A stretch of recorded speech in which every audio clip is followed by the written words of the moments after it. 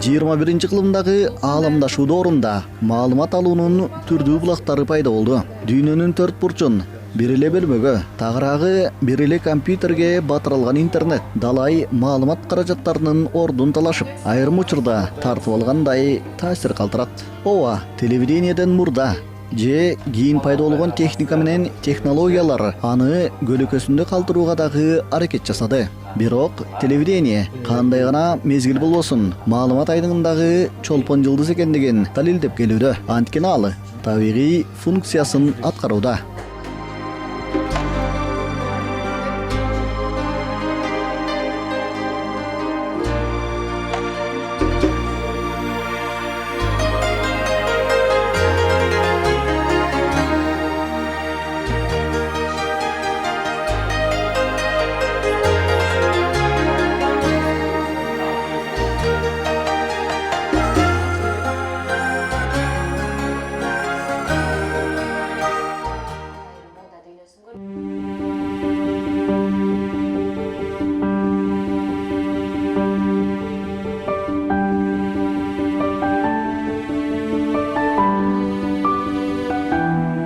Негизи телевидение адамзат тарыхындагы түшүндүрө алгыс табылга. Анын аталышы дагы негедир эки тилдеги сөздөрдүн биригишинен жаралгандыгы дагы өзүнчө керемет. Теле деген сөз байыркы грек тилинен алыс деп которулса, видео деген албетте көрүү дегенди түшүндүрөт. Демек, телевидение деген алысты көрүү деп чечмеленет экен. Анын табигый функциясын эске алчу болсок, анын жообу эми баарыбызга түшүнүктүү. Адамзаттын байыркы тарыхынан тарта эле алысты көрө билүү жомоктордо айтылып, качандыр бир кезде чыныгы жашоодо дагы болоору табышмак эле. Бирок ошол уламышка айланган окуялар 19-кылымда чындыкка улам жакындай баштаган. Дегеним 19-кылымдын соңундагы дүйнөнүн ар кайсыл бурчундагы окумуштуулардын аракеттери 20-кылымда телевизор менен телевидениени пайда кылды. Эми болсо тарыхты башынан баяндап баштайын.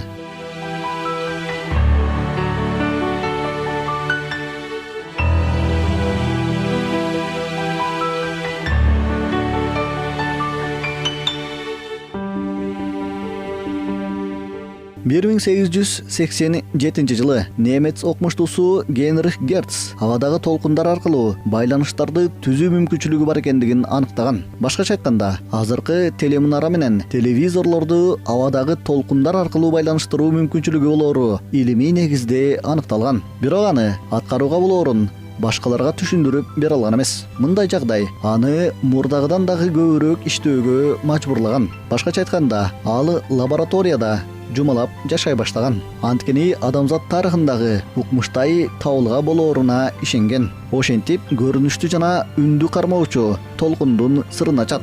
Акырындык менен тагыраагы өтө жай телевидение чындыкка жакындай берет. Ал эми үн менен көрүнүштү жеткирүүчү толкундардын окшоштугу телевидение менен радиону түбөлүк достоштурду.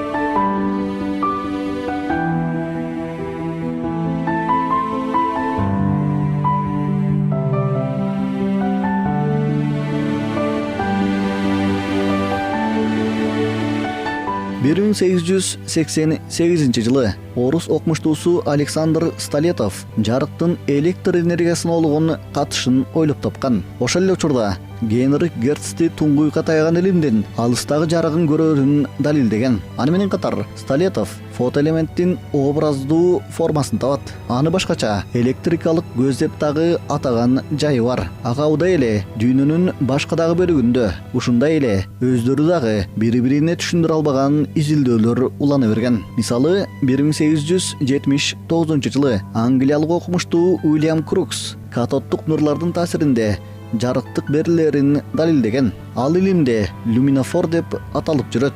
Кийинчерээк анын жарыктыгы нурлардын деңгээлинен көз каранды экендиги белгилүү болот. 1887 жылы алгачкы катоддук нур трубкасын, башкача айтканда кинескопту немец физиги Карл Браун демонстрациялаган. Ошентип, көрүнүш менен үндүн жалпыга жайлары эми фантастикадан чындыкка жакындай баштаган. Илимпоздор болсо биринин артынан экинчиси алыскы аралыктан көрүнүштү тартуулоонун жолун издөөсүн улантат. Ал эми телевидениянын алгачкы принциптери француз окумуштуусу Морис Лебланга таандык. Ага карабай, дүйнөнүн төрт бурчундагы окумуштуулар физика азырынча аныктай албаган технологияны табуунун аракетинде.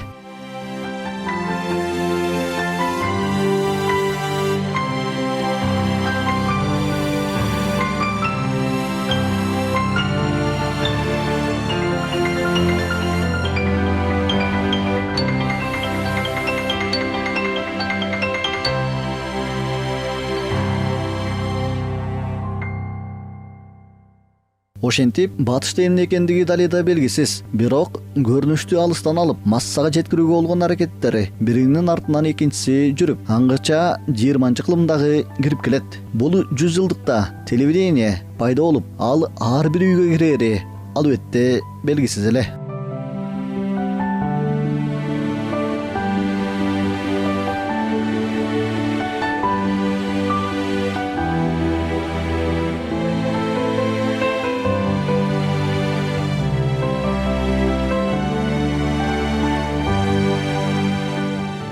Бир 1907 жылы немец окумуштуусу Браун ойлоп тапкан электр нурлуу трубканын жардамында көрүнүштү берүүгө мүмкүн экендигинин теориясын орус окумуштуусу Борис Розинг негиздей алган. Аны менен гана токтоп калбай, аны практикада дагы көрсөткөн. Албетте, Розингдин көрүнүштү бир гана жерде бере алгандыгы азыркы көз карашта өтө жеңил болгондугуна карабай, ошол мезгил үчүн уникалдуу ачылыш эле. 1933 жылы болсо, Орусиядагы Октябрь революциясынан кийин Америкага кетүүгө аргасыз болгон Владимир Зворыкин иконоскопту демонстрациялайт. Ал электрондук трубканы көрсөткөн. Ошентип, Владимир Зворыкин электрондук телевидениянын атасы аталып калган.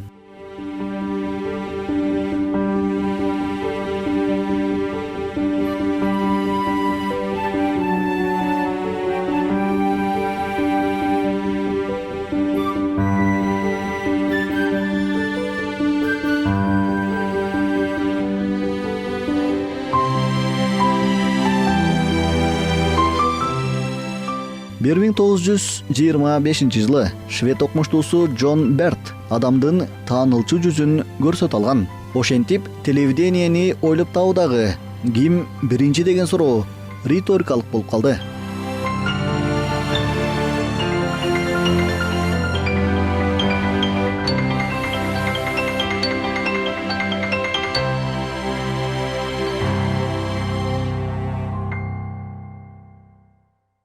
Дүйнөдөгү телени жаратууга болгон аракеттер албетте Советтер Союзунда дагы көңүл сыртында калган эмес. Телевизорду чыгарып, аны массага жеткирүү аракети социализмди куруунун башатындагы максаттардан болуп, коллективдештирүү жана колхоздоштуруу, ошондой эле басмачылык менен жер реформасынын өнөктүгүнө туш келген. 1931 жылдын 29 апрелинде телеберүүнүн алгачкы сеансын тажрыйбадан өткөрүшкөн. 1 октябрдан тарта радиодогу берүүлөр системалуу чыга баштаган. Телевизорлор баарында албетте жок болгондуктан аны жамаатташып көрүшкөн. 1932 жылдагы 2-5 жылдыктын планын түзүүдө телевиденияны жалпыга жеткиликтүү кылууга өзгөчө көңүл бурулган. Натыйжада 1934 жылдын 15 ноябрында алгачкы үндүү телевизиондук программа көрсөтүлгөн. Азыркыга чейин биздин республикада дагы орду зор акыркы 27 жылда орусиялык болуп калган 1 канал уюшулган.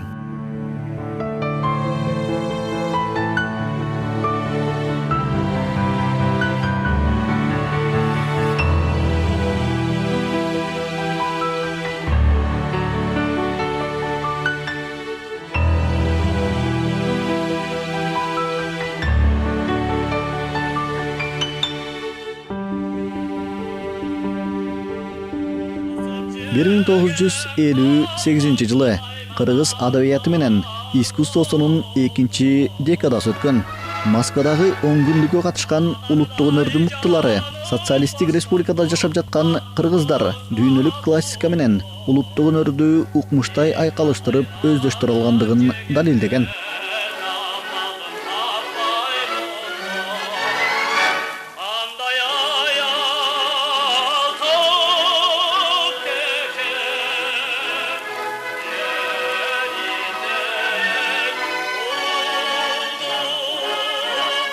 Ошол эле 1958 жылдын декабрында алгачкы жолу кыргыз телевиденияси иштеп баштаган. Бирок анын түптөлүшү 30 жылдарда 1931 жылдын 20 январь күнү РСФСР деген аталыш менен белгилүү болгон Россия Советтик Федеративдик Союздук Республикасынын почта жана телеграфтар боюнча элдик комиссариаты Кыргыз радиосу станциясын ишке берген. Дал ошол күнү Фрунзе шаарында 25 чакырым узундуктагы радиоузел эксплуатацияга кирет. Анын 300 радио точкасы болгон. Баса ошол кезде биздин өлкөбүз Кыргыз автономиялуу Советтик социалисттик республикасы деп аталып, ал жогорудагы РСФСРдин курамында эле. 1933 жылы Жусуп Абдрахманов баштаган автономиялуу республиканын өкмөтүнүн алдында радиофикация жана радио берүү боюнча комитет уюшулган.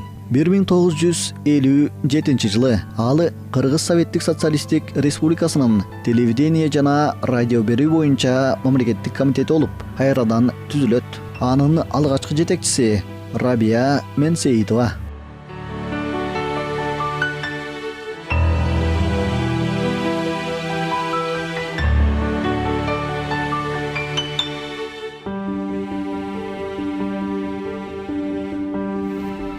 Уруксаат бекен?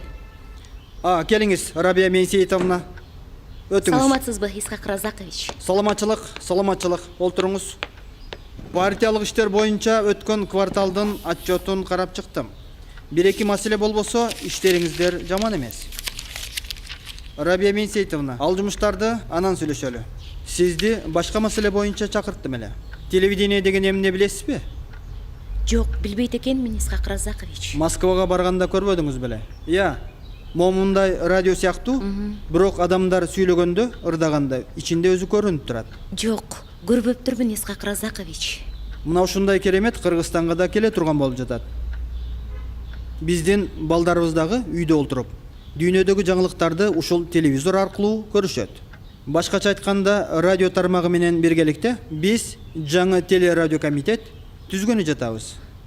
Ушул телерадио комитетти сизди жетектеп берсе деп. Бул сунушка сиздин оюңузду билсем деп чакырттым эле. Исхак Разакович, бул менин колумдан келбейт го. Андай дебеңиз. Олтуруңуз, Рабия Менсеитовна. Биз Борбордук комитеттин бюро мүчөлөрү менен сүйлөштүк. Башка партиялык кызматкерлерди да карап көрдүк. Бирок көпчүлүгү сиздин кандидатураңызды жактырышты. Кантсе дагы сиз көп жылдардан бери аппаратта үгүт иштери боюнча бөлүмүн жетектеп, уюштуруучулук жөндөмүңүз жогору. Экинчиден, туура ак иштеген коммунисттердин бирисиз. Рахмат, Исхак Разакович. Мага ишеним көрсөтүп, чоң кызматты сунуш кылганыңызга ыраазымын. Бирок мен ал тармактын адиси болбосом, колумдан келбей калып, партиянын ишенимин актай албай каламбы деп корком. Исхак Разакович, мени башка эле жумушка сунуштасаңыз жакшы болот эле. Жоопкерчиликти сезгениңиз бул жакшы нерсе. Бирок адам баласы төрөлгөндө эле бардык нерсени тегиз билип төрөлбөйт. Аны турмуштан үйрөнөт. Экинчиден, эң негизгиси, сиз эл менен иштегенди билесиз. Аларга тегиз карап, ала балын эле туура түшүнө билсеңиз, иш өзүнөн өзү жүрүшүп кетет. Чарбалык жумуштарды болсо, элдин өзүнөн үйрөнүп аласыз. Туура айтамбы, Рабия Менсеитовна? Туура айтасыз, Исхак Разакович. Анда эртең Борбордук комитеттин бюросуна даярданыңыз. Сизди бул кызматка бекитебиз.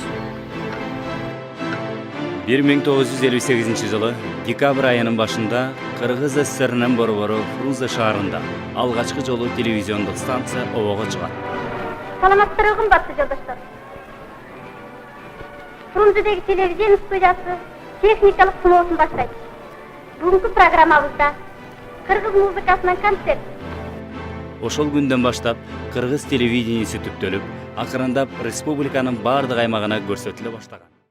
1961-64 жылдары Кыргыз телесин Айымбүү Ботоканова жетектесе, 64 жылдан 1985 жылга чейин дээрлик чейрек кылым Асанбек Токунбаев иштеген. Мына ошол мезгил аралыгында Кыргыздын далай теле жылдыздары менен теле кызматкерлери өсүп чыгып, тарыхта калды. Ал эми Балташ Кайыпов алгачкы жолу режиссерлук пультту асып, далай дикторлорду эфирге чыгарып, жүздөгөн шакирттерди тарбиялаган.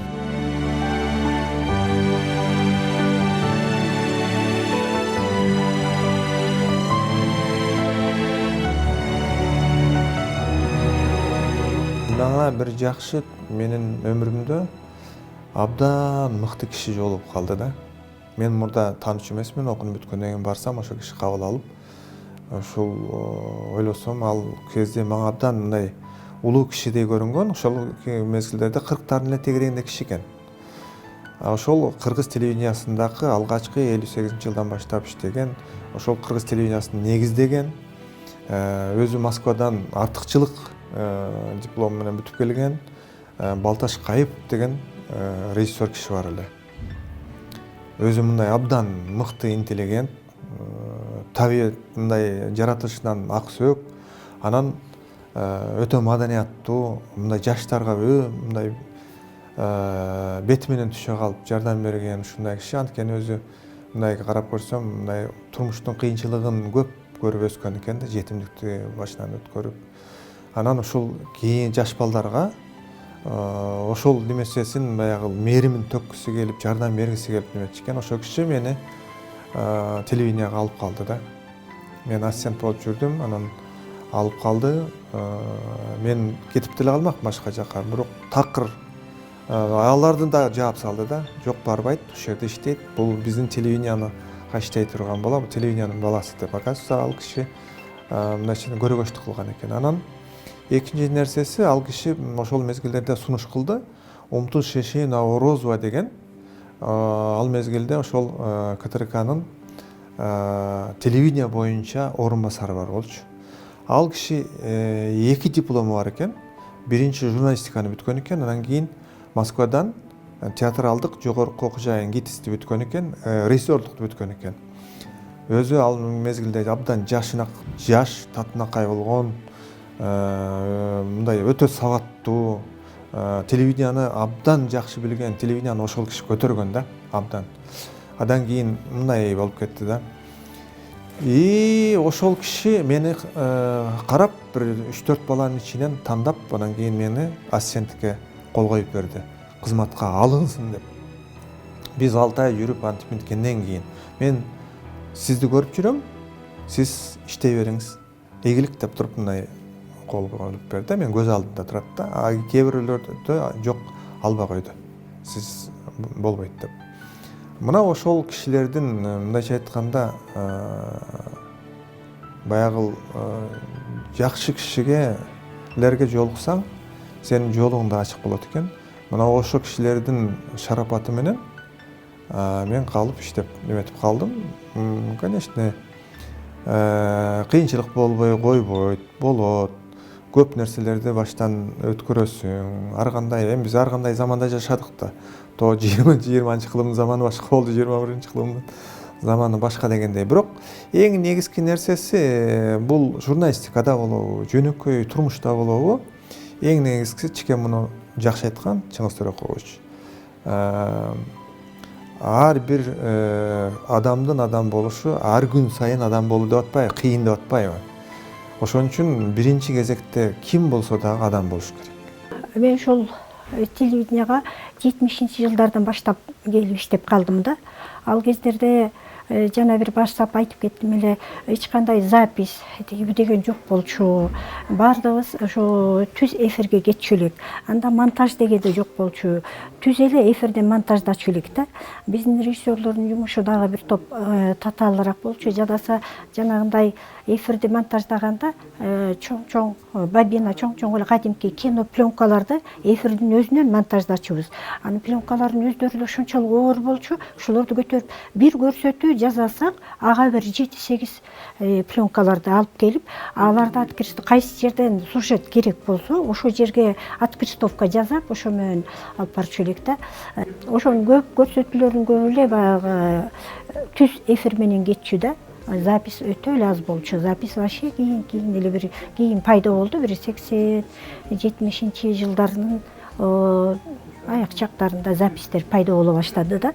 Баягы телевидениянын көрсөтүүлөрү кечинде бир саат 5-6 башталып 12-ге чейин. Ошону чыдамсыздык менен күтүп, биз деле бала күнүбүз ошондо өттү. Баягы кечки телекөрсөтүүлөр башталган чакта сааттар өтпөй, мүнөттөр өтпөй укмуштай болор эле да. Анан ошол телевидениянын жүгүн тарсып, телевидениянын кайыгына түшүп калгандан кийин телевидение эмне экенин билдик. Телевидение ошо кезде кыргыз журналистикасында бир жаңы кесип болуп, техника менен тике байланышкан. 50-60 баягы маалыматтын дурус туура таралышынын бир 50-60% техникаларга көз каранды болуп калган. Анан бир канча кишинин эмгегине, мисалы газета жазган журналисттер өзүнүн ручкасы, блокноту болсо жазып эле анан кийин баягы редакторлор карап кеситке басып жиберсе, бизде ошол маалыматты тартыш үчүн оператор, жарык бергич, үн жазгыч бул эми сырттан тарта турган. Ал эми студиядан тарта турган көрсөтүү болсо, бери болгондо бир 10-15 кишинин эмгеги. Ошолордун бирөө кемип калса, анда телекөрсөтүү баягы өзү толук кандуу, сапаттуу болбой калчу да. Бул бир жагы бар эле. Анан тележурналистиканын өзү бул бир укмуштай бир таасирдүү эле да. Агесте баягы идеология бар, бир ар бирөөбүздүн ишенимибизде тиреген, көкүрөгүбүздө тиреген чоң ишеним бар, ыйык ишеним бар. Ага бирөө карап айтса, кадимкидей түндө уйкубуз келбей түкүрүп туланып кандай түшүнүксүз деп ошондой бир идеологияга сугарылган. Анан биз жасаган көрсөтүүлөр дагы ошондой болчу да. Советтик идеологиянын бир жарчысы, ырчысы катары. Анан ошол чийинден чыгып кетпеш үчүн дагы бир бизди ушу кезде кандай болуп караганымды дагы баягы ошол Союздун учурунда журналистикада иштеп калган журналисттердин ичинде бир билинбеген редактор отурат да. Анткени биз цензура дегенди баштан кечирип калганбыз. Биздин көрсөтүүлөр атайын бир кызмат текшерип өтүп, эгер ошондо баягы кынтыксыз саясатка карат келтирген, биздин түзүлүшкө карат келтирген, ошондой эле кээ бир айтылбай турган сөздөрдү айтылып жиберген, ашык ооз кептер кетип калган нерсе жокпу деп абдан кылдат карачу да. Ошолор кол койгондон кийин анан биздин көрсөтүүлөр же берүүлөр эфирге кетчү. Анан ошол нерсе, ошол тарбия биздин учурубузда ошол биз айта турган темалар күн мурун дайындалып, анан ошол кандай оом менен, кандай кыяк менен ырдалыш керек, ошолордон бери баары бир кылга салынганда, анан бизде ошол редактор көпкө чейин өлбөй. Ушул күндө деле кээде курчураак бир катуураак кээпти айтып атканда бир реметип кетесиң да, баягы сезип ушуну туура эле айттымбы, ашып кеткен жокмунбу дегендей, бирөөгө зыян болгон жокпу деген бир сезим ушул күндө дагы бар. 1968 жылы Кыргыз телеси ишке берилгендин 10-жылында анын Ош студиясы уюшулган эле. Биздин каналдын тарыхы дал ошол 68 жылы жазылып баштаган. Кыргыз телесинин биринчи бөлүмү болгон студия азыр республикадагы эң ири, дүйнөнүн 54 өлкөсүнө спутниктен тараган каналга айланды. Республиканын ичинде болсо, алы баардык аймактарды камтыйт. Ош жана Бишкектеги калың жамааты жана 7 облустагы атайын кабарчылары өзүнчө жыштыктан 17 сааттык үзгүлтүксүз көрсөтүүлөрдү чыгарган илим-билим каналы бар. Бүгүнкү темабыз